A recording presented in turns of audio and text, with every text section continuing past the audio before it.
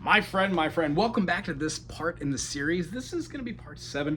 The idea for this is if you've watched the other 6 in this series, you'll take your instrument, your new acoustic guitar, from being something that was unplayable, unmanageable, and then you make it something that you do every day. It becomes part of your life. Music should be part of your life. As soon as you get to the point where you feel like you've become an intermediate, then start teaching the information that you've learned here and through a course of your events.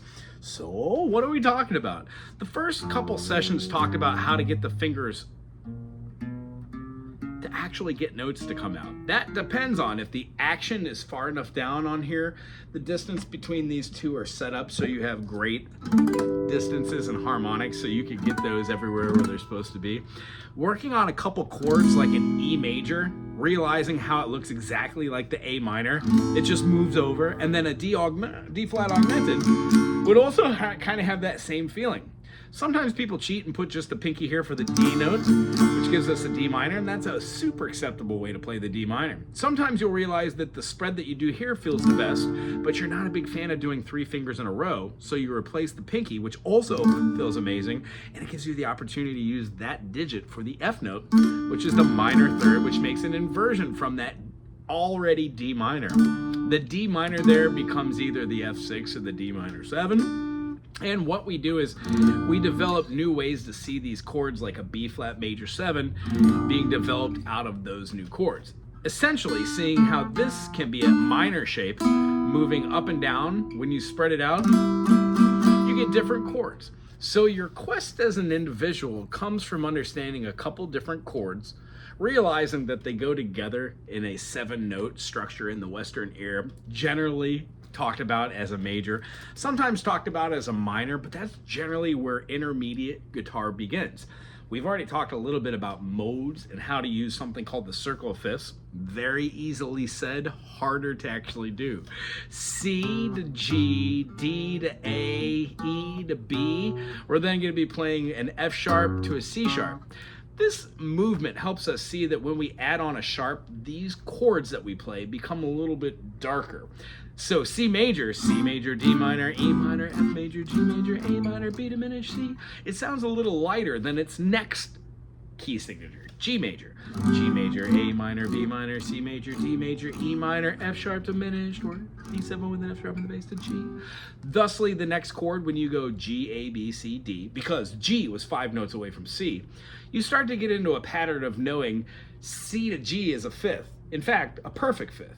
When you put a G down here, it becomes a perfect fourth, because perfects become perfects, meaning C, D, E, F, G, 1, 2, 3, 4, 5. When I go downwards, 1, 2, 3, 4, the same note that's up as a 5, 1, 2, 3, 4, 5, is down, 1, 2, 3, 4, as a fourth, meaning perfect fifths equal perfect fourths. They're the opposite. It spreads the amount of tension that's built between the two notes. Therefore, we can then see that any other interval relying on that primary, that prime, the root, the tonic, would have a major second built out of 2 minor seconds. After a major second, a minor third, then we've got a major third. So some of the things you're going to be looking for is how to take everything I've said in the beginning of this video and translate it into what you understand and do. Meaning, if you know what a C note is because you know that your finger can play it with any fingering, that means you know what the names of your fingers are. Opposed to piano, this is not the one. When we play stringed instruments, this is the one. Makes it easier to explain because our thumb generally is there for stability. When we play a 1, 2, 3, 4, we're doing exactly minor seconds up to a minor third. Being able to know a minor third helps you get from one point to another and use different types of modus later. Now it helps us in the beginning to know what a C is, C sharp, D, and then a D sharp, or an E flat. However, knowing that that is a minor third and that's the furthest that your fingers go on a 4-note spread over 4 frets is something that will stay with you for the rest of your life. As well as when you play any note, if you go up a major third, you get a major harmony, no matter where you go. So if you put this anywhere, you will find that these 2 notes always will make a major sounding, a happy sounding vibration or interference pattern onto which where the waves react with themselves. When you flatten that third down a half step, you're no longer getting a major third, which is composed of the 1, 2, 3, 4, 5 notes. We have our minor third, which is composed of half step, half step, half step. You bet it. So the 3 of those. 4 of them make a major third, 3 of them make a minor third. That's the way that we can hear those notes. In a previous video, I was explaining on how to play just these single notes from a scale utilizing the whole tone, whole tone, whole tone, half tone, whole tone, whole tone, whole tone, half tone, meaning 2 whole steps, half step, 3 whole steps, half step. That gives us our Ionian mode or our major modus. Ionian.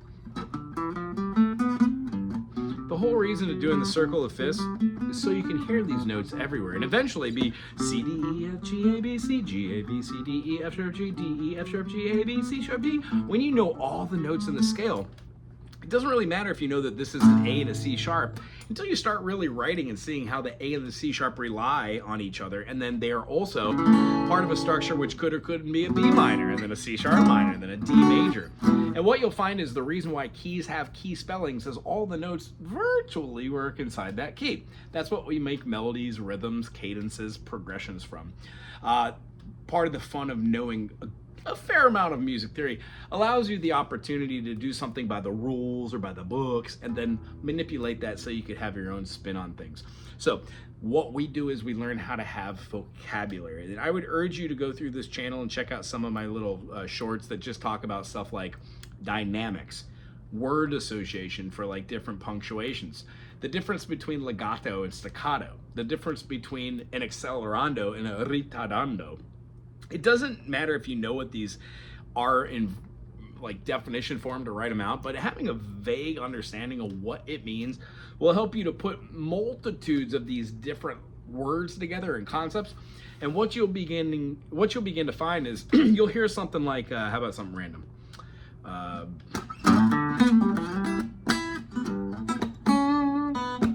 You'll be able to diagnose what that is, being like, okay, I see an A note, I'm doing a slide down, and then a slide up. What is that? Oh, it's over the top of a C, goes down to, is that a B flat? What happens is if you could pick out a couple different ideas of what you describe, no matter what it is, if you're doing like,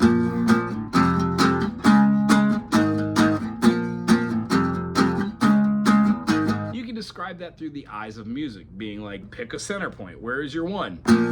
It's cool. B flat, F, C sharp, and then a G sharp. So I kind of analyze, is a C sharp or a D sharp or a G sharp inside that key of B flat? No.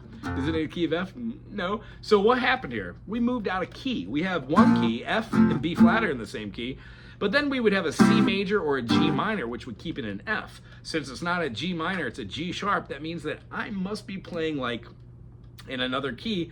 Unbeknownst to me, I could be playing like a flat 7 as a major, which would be the key of B flat. That would be called an A flat major though, rather than a G sharp major, and harmonically. So that is out for me.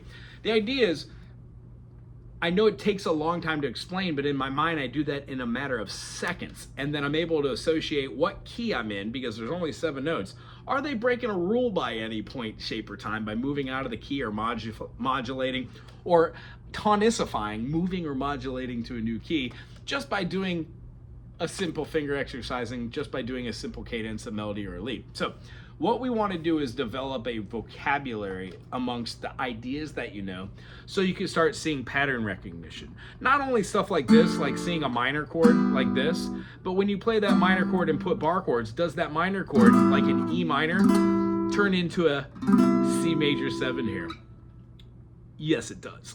So the idea is all chords have different names. You could have a multitude of different names depending on where you put the fingers. And believe you me, by running a channel that has a lot of people that seem to know a lot about everything, what I realize is I either do not know anything about music or I know everything about music. And guess what? The latter ain't it. So it's an everyday thing. Learn chords, start learning new structures. Once you get your C major, your C major 7, your C dominant 7, your C6, your C augmented, you can go through all the different positions there are for C,